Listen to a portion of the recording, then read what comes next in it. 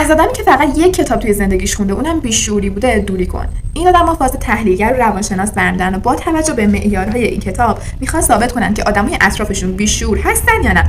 اصلا براشون مهم نیست که این خودش یه پا بیشعوری محض. دسته بعد آدمی که فقط کتاب ملت عشق خونده. این آدم‌ها فاز فیلسوف و روانشناس برمی‌دارن و اصلا یک پیر داریم، یک شیخ داریم و اونم مسلک درویشیه.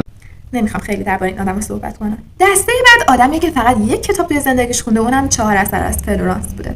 این آدما توهم اینو دارن که دنیا حول محور اونا میچرخه و فکر میکنن کسایی که کار میکنن عقل ندارن و فقط خودشونن که میفهمن و آگاه. فکر میکنن تنها کاری که باید بکنی اینه که روی تیکه کاغذ بنویسی که من تا 5 سال دیگه ملکه میشم و بشینن و نگاه کنن که کائنات اینو چجوری براشون رقم میزنه. فقط کافیه جلوی اینا بگی من 4 اثر از فلورانس رو نخوندم. این یک رعیت ناآگاه بهت نگاه میکنن. خب قراره تا 5 سال دیگه ملکه بشن دیگه، از الان فازشو میگیرن رو کاغذ نوشتن تمومه دیگه. من اصلا کاری ندارم که اینا کتابای خوبی هستن یا نه، فقط دارم بهت میگم که آقا با خوندن یک کتاب فاز فیلسوف و روانشناس بر ندار. منم سابسکرایب کن.